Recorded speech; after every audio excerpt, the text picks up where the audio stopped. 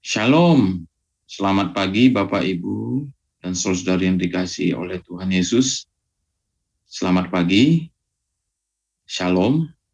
Pada pagi hari ini kembali kita akan beribadah dalam saat teduh bersama WAFM untuk edisi hari Senin tanggal 20 September tahun 2021. Kita akan bernyanyi, lalu kita akan membaca firman Tuhan, Alkitab, dan kita akan merenungkannya, lalu membagikan rema yang kita terima di pagi hari ini.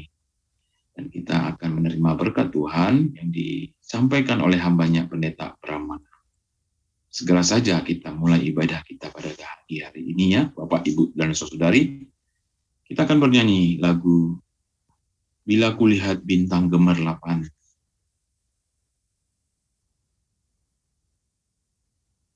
Bila kulihat bintang gemerlapan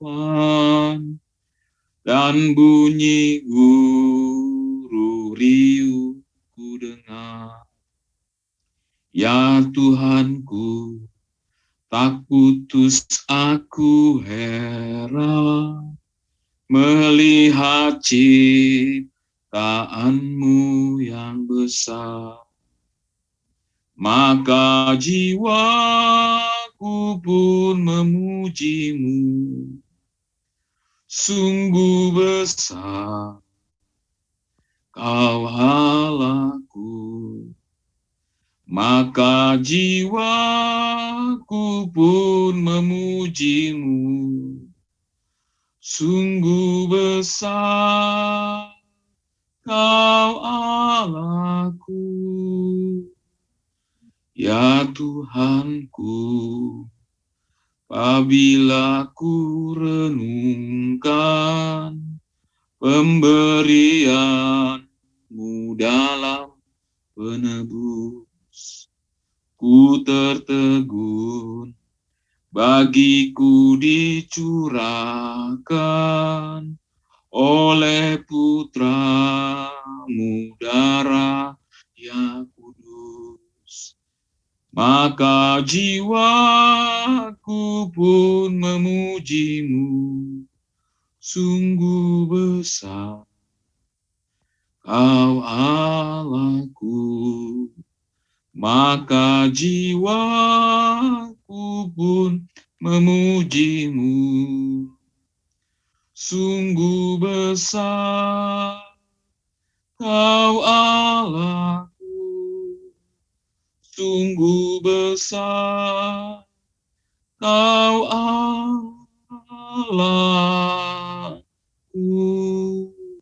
Marilah kita bersatu di dalam doa.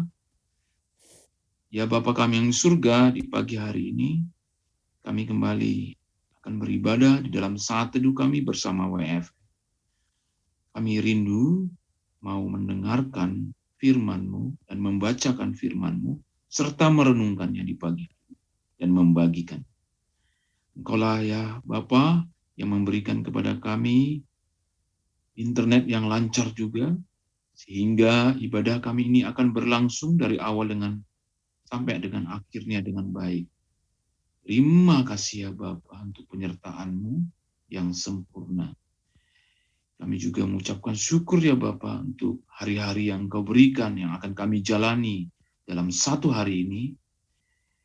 Engkaulah yang menuntun kami, sehingga apapun yang tangan kami kerjakan berhasil. Kami sambut berkat-Mu, berkat-berkat rohani di pagi hari. Terima kasih ya Bapa. Kami telah berdoa dan bersyukur di dalam nama anak-Mu Yesus Kristus, yang adalah Tuhan dan Juru Selamat kami hidup. Yang percaya katakan, amin. Amin. Amin. Saatnya kita akan membaca ya firman Tuhan dari kitab Keluaran pasal yang ke-36. Harus saya munculkan dulu apanya di screen ya Bapak Ibu Saudari.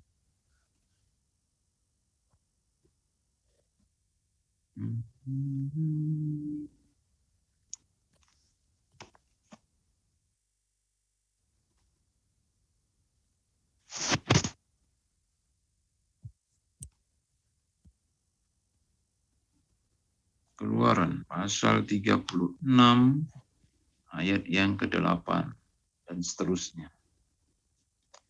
Boleh kami mintakan kesediaan Pak Pendeta Brahmana untuk membacakan ayat ke-8? Baik, membuat kemah suci. Ayat 8. Lalu semua ahli di antara tukang-tukang itu membuat kemah suci dari 10 tenda dari lenan halus yang dipintal benangnya dan dari kain ungu tua, kain ungu muda dan kain kirmizi dengan ada kerupnya. Buatan ahli tenun dibuat orang semuanya itu. Ayat 9. Panjang tiap-tiap tenda 28 hasta dan lebar tiap-tiap tenda 4 hasta.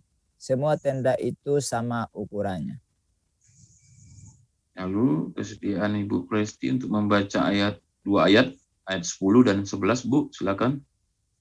5 dari tenda itu dirangkap menjadi 1, dan yang 5 lagi juga dirangkap menjadi 1. Pada rangkapan yang pertama, di tepi satu tenda yang di ujung, dibuatlah sosok-sosok kain ungu tua, dan demikian juga di tepi satu tenda yang paling ujung pada rangkapan yang kedua. Saya bacakan juga dua ayat 12 dan 13. 50 sosok dibuat orang pada tenda yang pertama, dan 50 sosok pada tenda yang di ujung pada rangkapan kedua, sehingga sosok-sosok itu tepat berhadapan satu sama lain. Ayat yang ke-13, dibuatlah 50 kaitan emas, dan disambunglah tenda-tenda kemah suci, yang satu dengan yang lain, dengan memakai kaitan itu, sehingga menjadi satu. Minta kesediaan Pak Pendeta selanjutnya ayat yang ke-14 dan 15. Ayat 14. Dibuatlah tenda-tenda dari bulu kambing menjadi atap kemah yang menudungi kemah suci. 11 tenda dibuat orang. Ayat 15. Panjang tiap-tiap tenda 30 hasta dan 4 hasta lebarnya tiap-tiap tenda, yang sebelah tenda itu sama ukurannya. 16 dan 17. Disambunglah 5 dari tenda itu dengan tersendiri, dan 6 dari tenda itu dengan tersendiri. Dibuatlah 50 sosok pada rangkapan yang pertama, di tepi satu tenda yang di ujung, dan dibuat 50 sosok di tepi satu tenda pada rangkapan yang kedua. Ayat 18. Dibuat oranglah 50 kaitan tembaga untuk menyambung tenda-tenda kemah itu sehingga menjadi satu. Ayat yang ke-19, juga dibuatlah untuk kemah itu tudung dari kulit domba jantan yang diwarnai merah dan tudung dari kulit lumba di atasnya lagi. Ayat 20, dibuat oranglah untuk kemah suci itu papan dari kayu penaga yang berdiri tegak. Ayat 21, 10 hasta panjangnya satu papan dan 1,5 hasta lebarnya tiap-tiap papan. 22 dan 23, tiap-tiap papan ada 2 pasaknya yang disengkang satu sama lain. Demikianlah diperbuat dengan segala papan kemah suci. Dibuat oranglah papan-papan untuk kemah suci, 20 papan pada sebelah selatan. Ayat yang ke-24, dan 40 alas perak dibuat orang di bawah ke-20 papan itu, 2 alas di bawah, 1 papan untuk kedua pasaknya, dan seterusnya 2 alas di bawah setiap papan untuk kedua pasaknya. Ayat yang ke-25, juga dibuat orang untuk sisi yang kedua dari kemah suci, pada sebelah utara 20 papan. Ayat 26, dengan 40 alas peraknya, 2 alas di bawah 1 papan, dan seterusnya 2 alas di bawah setiap papan. Ayat 27, untuk sisi belakang kemah suci pada sebelah barat dibuat oranglah 6 papan. 28 dan 29, 2 papan dibuat orang untuk sudut kemah suci di sisi belakang. Kedua papan itu kembar pasaknya di sebelah bawah, dan seperti itu juga kembar pasaknya di sebelah atas. Di dekat gelang yang satu itu, demikianlah dibuat orang dengan kedua papan yang untuk kedua sudutnya itu. Ayat 30-31, jadi ada 8 papan dengan alas peraknya, 16 alas, 22 alas di bawah satu papan. Ayat 31, dibuatlah juga kayu lintang dari kayu penaga, 5 untuk papan-papan pada sisi yang satu dari kemah suci. Ayat 32, 5 kayu lintang untuk papan-papan pada sisi yang kedua dari kemah suci, dan 5 kayu lintang untuk papan-papan kemah suci yang merupakan sisi belakangnya pada sebelah barat. Ayat 33, dibuat oranglah kayu lintang yang di tengah menjadi melintang terus di tengah-tengah papan-papan itu dari ujung ke ujung. 34 dan 35, papan-papan itu disalut dengan emas. Gelang-gelang itu dibuat dari emas sebagai tempat memasukkan kayu-kayu lintang itu, dan kayu-kayu lintang itu disalut dengan emas. Dibuatlah tabir itu dari kain ungu tua dan kain ungu muda, kain kirmisi dan lenan halus yang dipintal benangnya, dibuat dengan ada kerupnya buatan ahli tenun. Ayat 36-37, dibuat oranglah untuk itu 4 tiang dari kayu penaga, dan disalutlah itu dengan emas, dengan ada kaitannya dari emas. Lagi dituanglah 4 alas perak untuk tiang itu. Ayat yang ke-37, juga dibuat oranglah tirai untuk pintu kemah itu dari kain ungu tua, kain ungu muda, kain kirmizi, dan lenan halus yang dipintal benangnya, tenunan yang berwarna-warna. Ayat 38, dan kelima tiangnya dengan kaitan untuk tiang itu disalutnya lah ujungnya dan penyambungnya dengan emas, dan kelima alasnya itu adalah dari tembaga. Amin. Amin. Puji nama Tuhan. Kita selesai membaca firman Tuhan Alkitab yang tertulis di kitab Keluaran 36 ayat yang ke-8 hingga ayat yang ke-38 ya tadi ya. Kita sudah membacanya. Ini saatnya selama 3 menit dari jam 5:20 sampai jam 5:23 kita akan merenungkan kembali. Kita akan merenungkan firman Tuhan ini selama 3 menit. Dalam perenungan kita minta pimpinan dan tuntunan Roh Kudus. Semakin kita mengerti firman Tuhan yang kita renungkan ini. Silakan Bapak, Ibu, dan Saudari untuk mengambil waktu.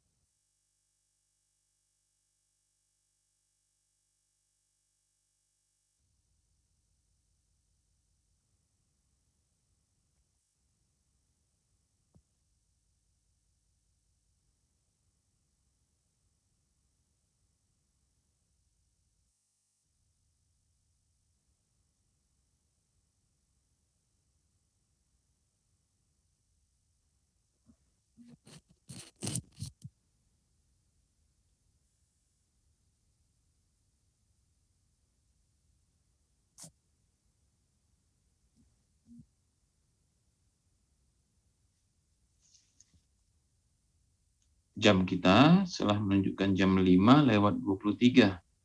Saatnya kita akan mendengarkan penyampaian rema dan ulasannya, firman Tuhan yang kita renungkan dan kita bacakan tadi yang akan dibawakan oleh Pendeta Bram Manaha.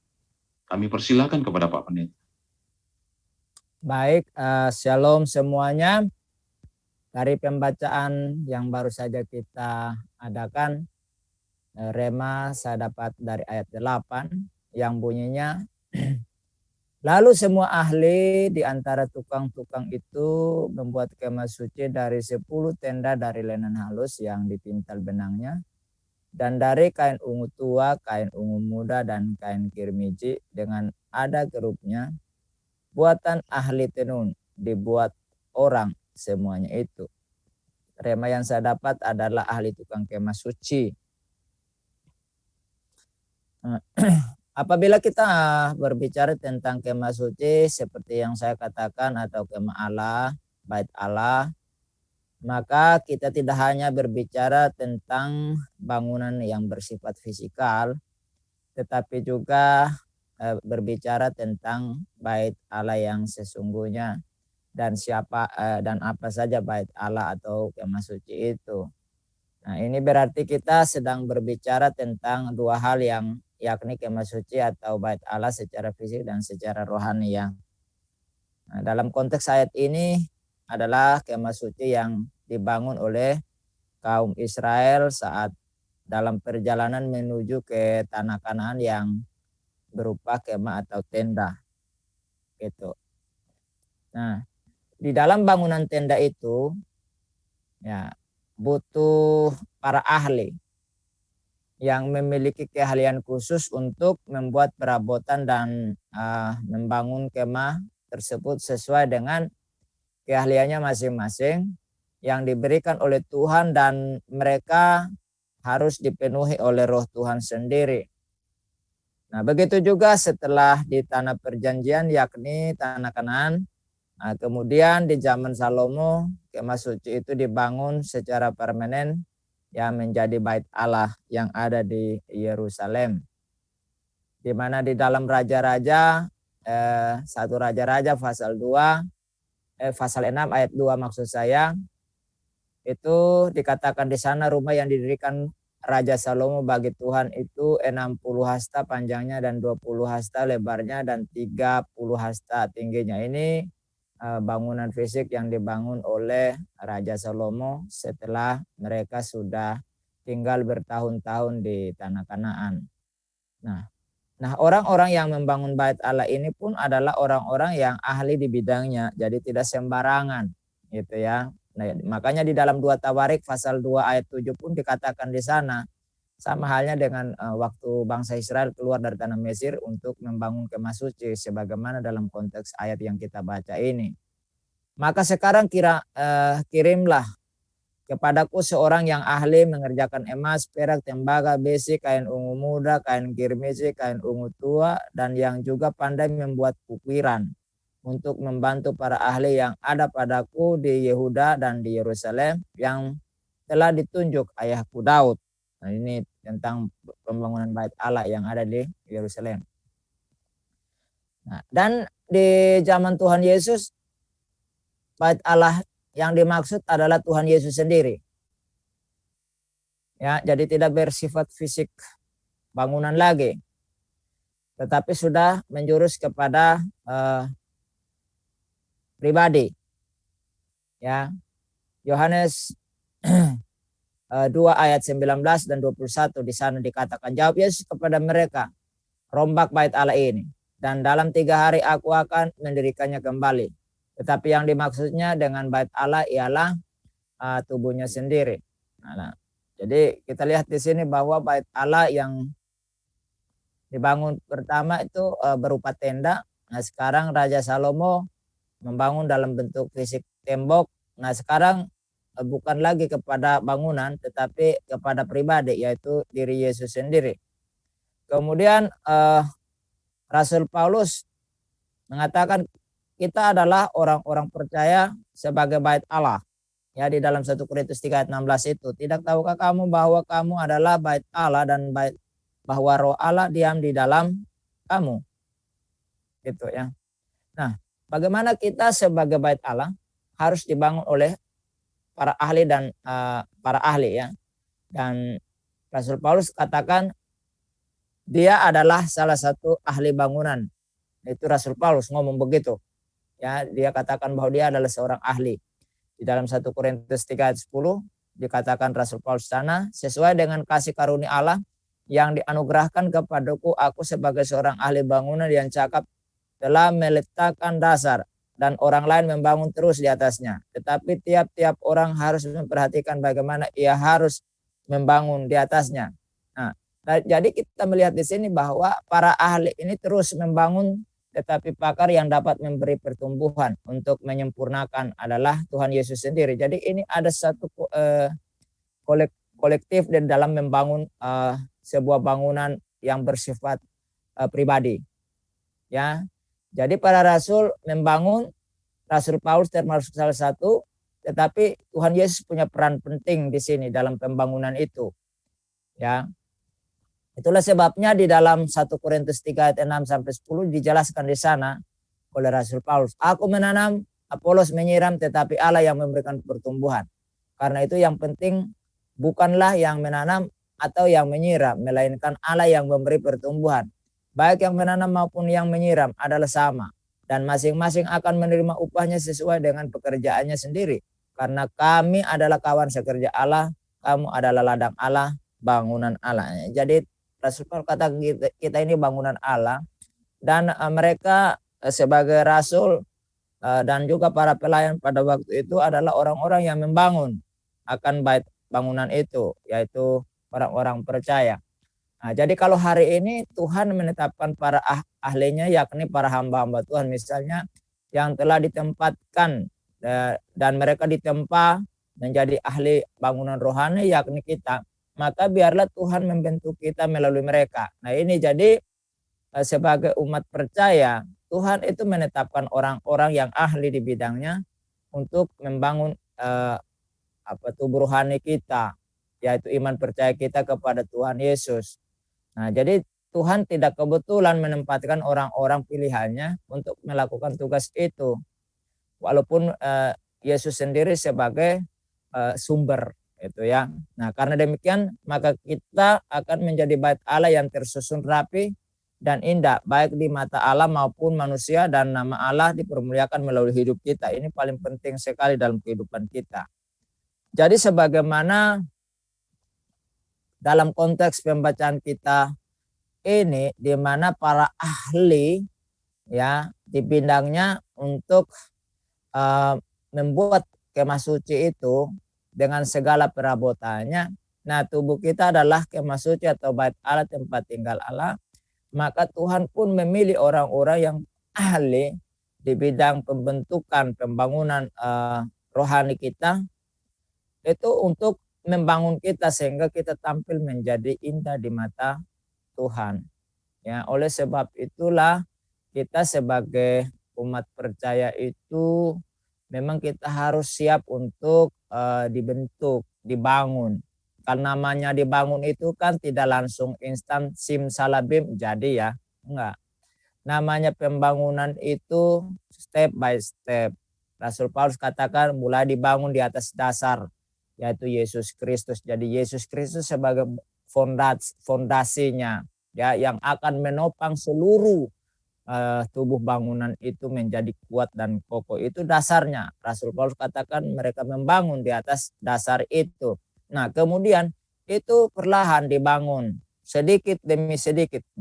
Satu batu disusun di batu yang lain, ada perekatnya, kemudian ada tiangnya, ada elemen-elemen lain sampai pada atapnya, sampai pada finishing cat, semua lengkap. Nah, baru kita bisa tampil menjadi sesuatu yang menyenangkan. Seringkali saya katakan, kebetulan saya juga seorang ahli bangunan. Jadi ketika kita membangun rumah itu, ya mungkin ada tempat yang tanahnya tidak rata, penuh semak belukar, itu harus dibersihkan dari tempat yang kumuh kotor, yang tidak beraturan. itu dibersihkan, kemudian dibuatlah fondasi, kemudian mulailah kumpulkan material, lalu membangun sampai membuat rumah itu. Yang tadi berantakan, tidak terpandang dengan baik, tetapi akhirnya menjadi sebuah bangunan yang bagus, yang menyenangkan, yang punya daya tarik. Nah, sehingga bangunan itu akan dibeli orang dengan harga yang mahal bila bangunan itu dibangun dengan baik, gitu. Ya, begitu juga dengan kita. Sebagai baitnya Allah, kalau kita siap dibentuk sesuai dengan rancangan yang sudah dirancangkan oleh Tuhan, maka kita akan tampil menjadi menyenangkan. Sehingga apa? Kita punya daya tarik untuk bisa membawa orang datang kepada sang sumber, yaitu Tuhan Yesus Kristus sendiri sebagai sang pemilik, gitu. Nah, oleh sebab itu kita sebagai orang percaya, kita harus siap untuk dibentuk oleh ahli-ahli yang sudah dibentuk oleh Tuhan. Saya ketika sekolah teologi, saya pikir kalau di sekolah teologi itu malaikat semua. Ternyata ketika saya datang, saya temunya bukan malaikat, tapi yang saya temui adalah setan semua, gitu. Makanya saya hampir mengundurkan diri. Tetapi saya bersyukur punya dosen yang luar biasa, yang memberikan nasihat kepada saya. Dia katakan, ungkapannya yang paling membuat saya luar biasa adalah dia katakan, Pram, kalau kamu di sini, kamu lihat semua kayak setan, kamu harus tampil seperti malaikat. Kamu harus tampil berbeda dari mereka. Dan itu merasuk pikiran saya. Saya bilang, iya ya, kenapa saya mau datang ke sini tidak siap dibentuk. Dan memang saya akhirnya tunjukkan kepada mereka. Mereka kadang-kadang buat tidak enak, saya tetap ya enak menerimanya. Akhirnya sampai saya selesai dan wisuda, dan saya katakan terima kasih Tuhan. Ya, namun pembentukan itu tidak sampai di situ. Terus hingga hari ini Tuhan terus membentuk. Karena Tuhan ingin kita tampil cemerlang di hadapan Dia. Nah, saya percaya saudara-saudara juga ingin tampil cemerlang, bukan tanpa cacat celah, maka harus siap untuk dibentuk sampai Tuhan datang kedua kali. Maka kita akan tampil seperti harapannya Tuhan. Itu rema yang saya dapatkan, kiranya membangun percaya kita kepada Tuhan Yesus dan kita siap untuk dibentuk oleh Tuhan, oleh ahli-ahli yang sudah Tuhan tempatkan bagi kita. Nah, teman-teman yang ingin berbagi rema, silakan untuk boleh membagikan remanya bagi kita pagi ini. Silakan, brother.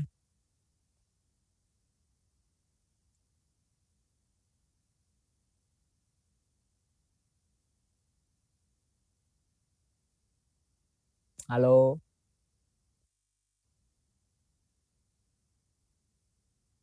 Shalom, Bro Kodek.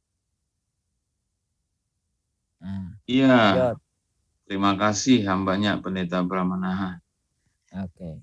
Ini ulasan yang sangat menarik untuk kita nanti membagikan rema-rema yang kita terima di pagi hari ini. Firman Tuhan yang kita bacakan tadi tertulis di Keluaran pasal 36 ayat 8 hingga ayat yang ke-38 tentang kemah suci. Yaitu inilah pembuatan kemah suci itu dan ada perlambangannya. Saya ada dapat remanya begini, Pak Pendeta. Itu tadi kan kemah itu terbuat dari kain-kain tenda, kain-kain kemah yang dirangkai. Ini melambangkan bagaimana orang-orang percaya dari golongan-golongan mana saja. Semuanya menjadi satu kemah suci. Itu menjadi, tadi kan diperlambangkan, kemah suci ini melambangkan Kristus Yesus, kemah suci di zaman sekarang. Ya, itulah dia kemah suci kita. Jadi kita orang-orang percaya itu disatukan dari berbagai-bagai golongan semuanya menjadi satu kemah, menjadi satu Tuhan, satu iman, dan satu baptisan. Jadi sesungguhnya tidak ada lagi kelihatan memang kain-kain itu, tapi itu sudah dirangkai menjadi satu jemaat, satu gereja. Mereka satu Tuhan, satu iman, dan satu baptisan. Ini menunjukkan satu hal bahwa orang-orang itu yang orang-orang percaya kan memiliki berbagai keahlian, keterampilan. Mereka juga tahu bagaimana dalam menggunakan keahlian mereka untuk kemuliaan nama Tuhan bagaimana.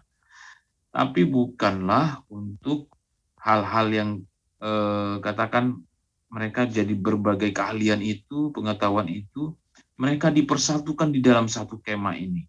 Mereka dipersatukan di dalam kasih Kristus. Mereka dipersatukan dengan satu baptisan, satu iman, satu Tuhan, yaitu Kristus sendiri. Nah, ini membuat kita semakin teguh. Jadi kalau salah satu dari kita ada mengalami sesuatu, kita tahu kabarnya. Oh, dia mengalami itu. Kita ada rasa simpati, kita ada rasa, wah, dalam satu persekutuan saya, satu gereja, satu jemaat Kristus mengalami ini. Saya turut, kita turut, kami turut, mereka pun turut mendoakan dia, berharap hal-hal yang baik akan dia yang dia dapatkan. Itu. Jadi ada kesatuan. Kesatuan ini bukanlah berarti mereka tidak punya masalah, tidak punya problem.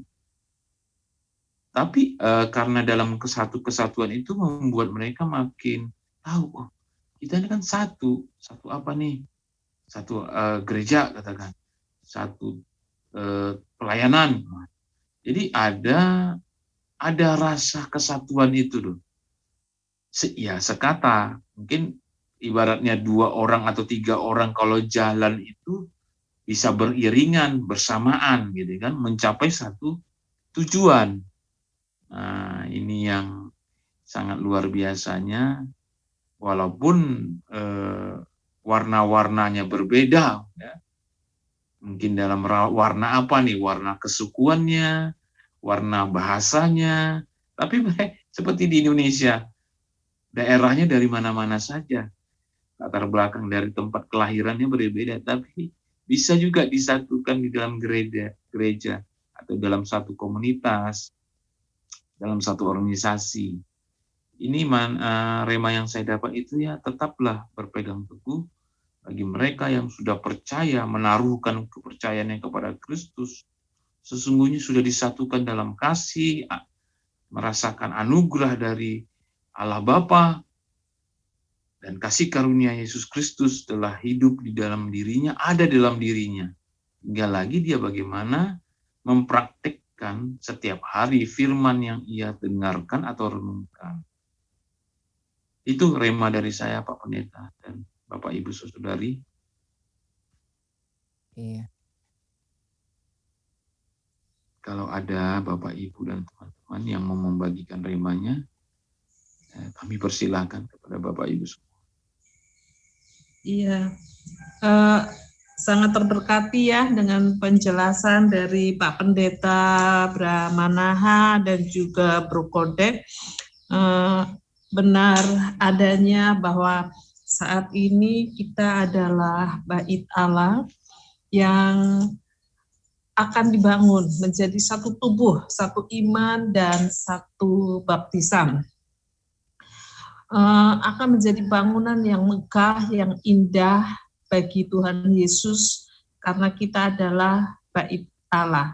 Nah, di sini dari ayat ini, dari ayat 8 sampai ke 38, saya membaca, memang sih ini seperti sudah pernah kita bahas ya di ayat 26. Nah, di sini saya mendapatkan lebih terinci lagi. Ada satu pola, ada satu aturan yang benar-benar harus dibuat dengan tepat, karena ini untuk merangkai antara bahan yang satu dan bahan yang lain, dan bentuknya seperti kita lihat ya, pasak atas sama pasak bawah itu harus benar-benar pas dan benar-benar sama persis. Kemudian banyak sekali ada sosok-sosok, bahkan ada 5-50 sosok loh ini dibuat. Berarti kan banyak, dan itu tidak dilakukan oleh satu orang, itu dilakukan oleh banyak orang. Ukurannya, bentuknya itu harus tepat sekali. Dan karena itu banyak orang, pasti ada satu kerjasama yang luar biasa.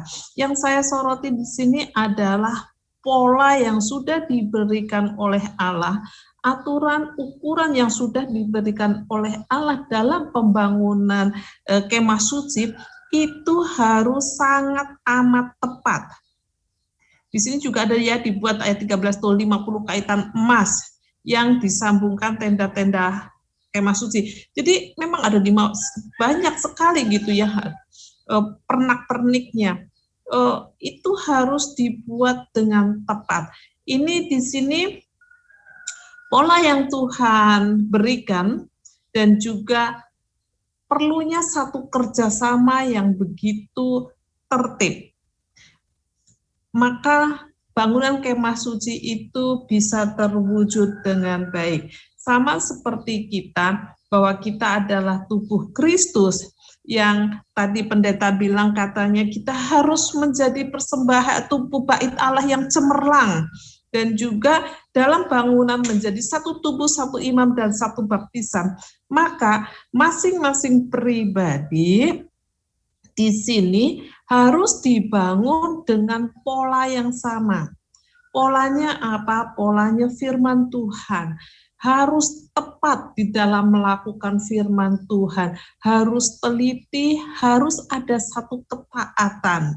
Untuk menjadi satu bangunan, masing-masing pribadi harus punya ketaatan yang sama terhadap firman Tuhan. Dan juga kerjasama antara satu pribadi dengan pribadi yang lain, sehingga kita bisa menjadi satu tubuh Kristus. Satu tubuh Kristus di Indonesia. Maka berarti semua orang Kristen di Indonesia harus sehati, polanya sama, ketaatannya sama, kerjasama yang erat, sehingga kita bisa menjadi bangunan tubuh Kristus, menjadi bangunan tubuh Kristus di Indonesia yang megah, yang baik.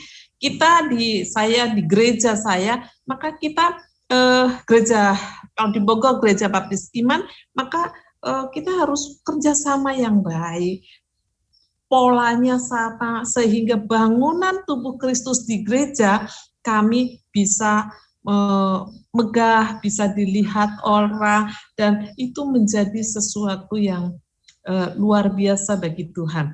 Juga di WAFM ini ya, kita harus menjadi satu bangunan tubuh Kristus dengan kerjasama yang baik dan pola ketaatan aturan yang tepat.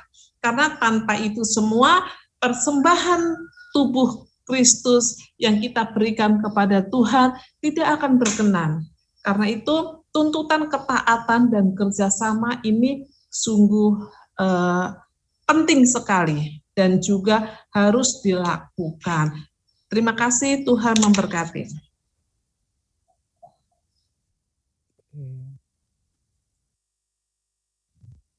Yes, terima kasih Bu Presti. Sangat memberkati juga rema-rema dari Bu Presti dan Pak Pendeta Bramanaha. Baik, jam kita memang sudah menunjukkan jam 5:47. Ada baiknya kita masuk ke dalam, bakal masuk ke ini ya, mendoakan ya. Tapi sebelum berdoa saya akan bernyanyi lagi. Apa pokok-pokok doa kita ini kita bawakan secara berantai ya. Jadi saya doa satu pokok doa ini, dua pokok doa ini. Ibu Presti juga bawakan pokok doa ini dan pokok doa yang ini, dan Pak Pendeta juga bawakan pokok doanya. Adapun pokok doanya adalah saya Kodek akan bawakan pokok doa untuk mendoakan YFM dan pelayanannya, dan juga adik-adik Murtadin. Bu Presti nanti minta kesediaannya untuk membawakan doa ini, mendoakan bangsa dan negara kesatuan Republik Indonesia, juga penginjil-penginjil, hamba-hamba Tuhan yang melayani, dan juga pendoa-pendoa yang dalam pelayanan mereka ya Bu. Pak Pendeta, boleh kami minta kesediaannya juga untuk mendoakan YouTuber Kristen yang juga melayani dalam kesaksian mereka dan juga tentunya dalam persekutuan mereka. Khususnya dalam waktu yang ini kita mendengar saudara kita dalam Kristus Yesus, yaitu namanya Muhammad KC, sedang mengalami proses mendapatkan keadilan. Dan juga kita tahu saat ini KC mengalami penganiayaan yang dilakukan oleh orang yang namanya Jenderal Napoleon itu. Hari kita mendoakan YouTuber Kristen dan juga mendoakan Muhammad KC. Oke, setelah lagu pujian kita akan masuk ke dalam doa kita.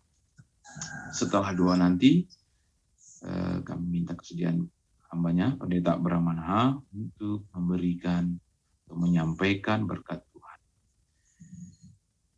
Apabila nanti Kristus memanggilku, sukacita ku amatlah besar, karena terkabullah yang ku rindukan, melihat Kau Tuhanku akbar. Maka jiwaku pun memuji-Mu, sungguh besar Kau Allahku. Maka jiwaku pun memuji-Mu, sungguh besar Kau Allahku, sungguh besar Kau Allahku. Ya Allah Bapa kami yang di surga, puji syukur kami panjatkan kehadirat-Mu. Jikalau di pagi hari ini kami dalam perenungan kami, pendengaran kami akan firman, mengingatkan kami bersyukur jika kami terus berada dalam satu Tuhan, satu iman dan satu baptisan. Kami yakin dan percaya Engkaulah Tuhan yang memberikan kepada kami penyertaan-Mu yang sempurna, sehingga setiap yang kami lakukan di pagi hari ini, sebelum kami melakukan aktivitas kami terlebih dahulu datang ke hadirat, sehingga firman-Mu yang kami dengarkan di pagi hari ini, dan rema-rema yang kami bagikan, memberkati diri kami dan juga saudari kami yang mendengarkan.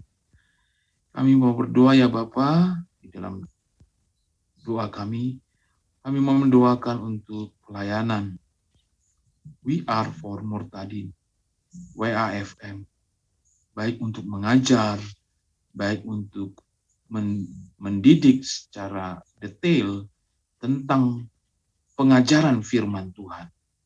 Dan juga Bapak, kami yakin dan percaya, kami mau berdoa untuk adik-adik Murtadin yang hidupnya karena percaya kepada Putra-Mu Yesus Kristus yang adalah Tuhan dan Juru Selamatnya yang hidup. Berkati sertai pelayanan setiap pengajar-pengajar yang ada di WFM ini. Kami mau Tuhan, biarlah setiap pelayan-pelayan takluk kepada perintah-Mu, firman-Mu yang mereka dengarkan, baik lewat saat teduh, baik lewat pengajaran-pengajaran setiap hari, dan kami yakin dan percaya Bapa, Engkau yang memberkati dan menyertai pelayanan dari hamba-hamba-Mu yang ada di WAFM, We Are For More tadi. Biarlah pelayanan-pelayanan kami berkenan di hadapan-Mu dan bersinar di depan kami dan menyinari orang-orang lain, supaya terlihatlah Bapa terang yang ada pada kami. Kami yakin dan percaya Bapa, jikalau Engkau berserta dengan kami semakin dikuatkan setiap pagi, setiap malam, dan esok paginya juga kami akan berpegang pada firman. Kami yakin dan percaya Bapa, setiap yang kami lakukan, kiranya kami minta penyertaan hari demi hari. Terima kasih Bapa untuk penyertaan-Mu dan perkenanan-Mu kepada ibadah kami juga di pagi hari ini. Silakan Ibu Presti untuk membawakan pokok-pokok doa. Terpujilah Engkau ya Allah Bapa di surga. Kami mengakui bahwa Yesus Kristus adalah Tuhan dan Juru Selamat kami. Kami mengakui Allah Bapa di surga, pencipta langit dan bumi. Dan kami mengakui Roh Kudus adalah penolong kami, penyempurna doa kami. Dan terima kasih Tuhan, kami mempercayai bahwa Engkau memberkati kami, menempatkan kami di Indonesia ini. Dan kami mohon Tuhan, kami mohon Engkau memberkati bangsa Indonesia ini Tuhan, dengan kemakmuran. Tuhan berkati bangsa Indonesia ini, lepaskan Tuhan dari wabah penyakit, lepaskan dari bencana alam, bebaskan kami dari kerusuhan, peperangan, dan kedengkian antar suku Tuhan. Kami mohon persatuan daripada Engkau. Ikat kami bangsa Indonesia antar suku dengan tali kasih-Mu, supaya kami menjadi satu bangsa yang kokoh. Biarlah Tuhan kami menjadi bangsa yang kokoh. Karena itu Tuhan berikan roh yang takut akan Tuhan, roh yang percaya bahwa Tuhan Yesus Kristus adalah Allah yang berdaulat atas bangsa Indonesia. Tuhan, tegakkan kerajaan-Mu atas bangsa Indonesia. Kami mohon kepadamu Tuhan, berikan hikmat marifat-Mu kepada pemimpin-pemimpin bangsa Indonesia. Dan di dalam nama Tuhan Yesus kami memohon, patahkan dan runtuhkan semua niat-niat jahat, pegawai-pegawai pemerintah yang korupsi. Engkau patahkan dan Engkau turunkan mereka Tuhan. Biarlah bangsa ini takut kepadamu Tuhan. Kami saat ini juga berdoa untuk hamba-hamba Tuhan, untuk para penginjil dimanapun mereka berada. Tolong Tuhan, berikan kekuatan surgawi, kekuatan Tuhan Yesus. Peliharakanlah anak dan istri mereka, peliharakanlah kehidupan mereka. Biarlah Tuhan, adakan perbedaan antara orang yang percaya kepada Tuhan Yesus dan yang tidak. Karena penjaga kami adalah Tuhan Yesus, Allah sendiri pelindung kami. Terima kasih Tuhan, kami berdoa untuk anak-anak-Mu yang saat ini ada di Papua. Kuatkan hati mereka, kuatkan dan tolong mereka, lindungi mereka. Kami berdoa Tuhan, Engkau memberkati hamba-hamba Tuhan yang saat ini sedang menyebut nama-Mu sebagai Tuhan dan Juru Selamat. Jikalau mereka mengalami pergumulan, tolong Tuhan, jawab pergumulan mereka. Terima kasih Tuhan. Biarlah Engkau memberkati kehidupan hamba-hamba Tuhan, para penginjil dan pendoa. Tuhan berikan roh yang takut akan Tuhan, roh yang taat sampai pada kesudahannya, roh yang melakukan firman Tuhan. hati yang bersukacita, dan tubuh yang mengeluarkan buah-buah roh dalam kehidupan kami sehari-hari. Terima kasih Tuhan, di dalam nama Tuhan Yesus, dengan pertolongan Roh Kudus kami berdoa. Bapa di surga, Bapa yang kekal, Bapa yang mengasihi setiap kami bersyukur kalau Tuhan masih memberikan kami waktu dan kesempatan untuk hidup di tengah dunia ini dengan segala aktivitas dan risiko yang kami hadapi. Pada kesempatan ini Tuhan, kami juga berdoa bagi saudara-saudara kami yang berkiprah di dunia apologet dan YouTuber. Kami berdoa ya Bapa, biarlah media-media ini Tuhan pakai untuk memberitakan Injil ke segala pelosok dunia melalui dunia maya. Bapa, memang kami menyadari bahwa sebagai seorang apologet dan seorang YouTuber memang seperti telur di ujung tanduk. Kami ada di garis depan untuk memberitakan kebenaran-Mu Tuhan, dan tentu hal itu membawa risiko yang sangat berat bagi kami. Tetapi kami percaya sebagaimana para rasul-Mu pada zaman mereka mengalami hal yang sama, berhadapan dengan orang-orang seperti serigala buas, di mana setiap waktu mereka harus mengalami penganiayaan, penyiksaan, bahkan sampai mereka mati dengan mengenaskan dalam pemberitaan Injil mereka. Karena itu Bapa, sebagaimana kami di zaman kami ini tidak berbeda jauh dengan apa yang dialami oleh para rasul terdahulu dan orang-orang pengikut-pengikut Tuhan, anak-anak Tuhan dalam penginjilan pada masa lampau. Oleh karena itu kami berdoa Bapa, mari Engkau langkahkan kaki-Mu, berjalan beriringan dengan mereka, dan Engkau menggandeng tangan mereka, berikan support, berikan kekuatan kepada mereka, dan bahkan memberikan keberanian untuk dapat memberitakan kebenaran dengan berani. Bapa yang baik, Allah yang hidup, karena Engkau tidak pernah memberikan kepada kami roh ketakutan, melainkan roh keberanian untuk mewartakan nama-Mu kepada dunia ini. Bapa Surgawi yang baik, kami berdoa, beri hikmat bijaksana bagi kami, walaupun kami mungkin dicemohkan, dicaci maki, bahkan mungkin disumpah serapah oleh banyak orang, bahkan orang-orang yang menamakan dirinya sebagai anak-anak Tuhan, bahkan mereka menamakan diri sebagai hamba-hamba Tuhan. Kami berdoa ya Bapa, ampunilah mereka, dan biarlah Tuhan Engkau terus ada bersama-sama dengan para apologet dan para YouTuber yang saat ini sedang dengan gigihnya untuk mewartakan kebenaran. Kami berdoa juga untuk saudara-saudara kami yang mungkin saat ini ada di dalam teror. Tuhan kuatkan mereka dan lindungi mereka.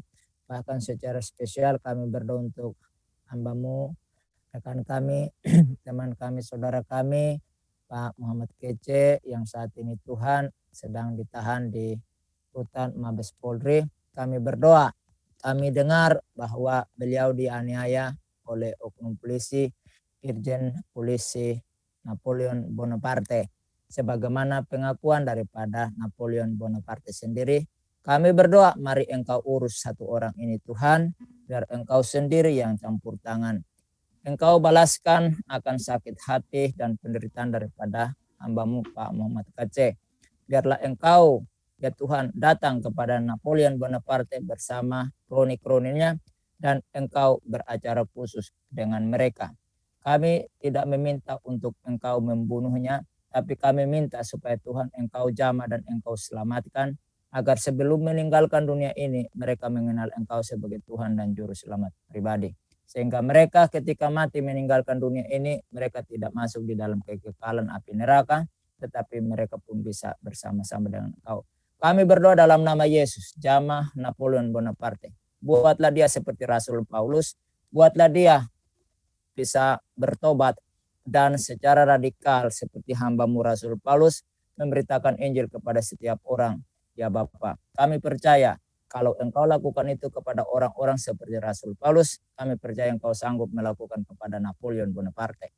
Terima kasih Bapa yang baik. Kami percaya Tuhan, mari Engkau juga berikan hikmat kepada para lawyer daripada hamba-Mu Pak Muhammad Kace untuk bertindak dengan tepat, untuk melakukan yang terbaik dalam pembelaan terhadap hamba-Mu. Kami percaya bahwa Engkau ada di garis depan bersama para lawyer untuk membela hamba-Mu, sebagaimana Engkau lakukan terhadap hamba-hamba-Mu terdahulu bahkan sepanjang zaman. Terima kasih Bapa Surgawi Allah yang hidup dan kekal. Ada banyak hal yang ingin kami sampaikan kepada Tuhan, namun Tuhan keterbatasan kami percaya apa yang tidak pernah kami pikirkan dan sebutkan di hadapan-Mu, Kau akan lakukan lebih banyak daripada yang kami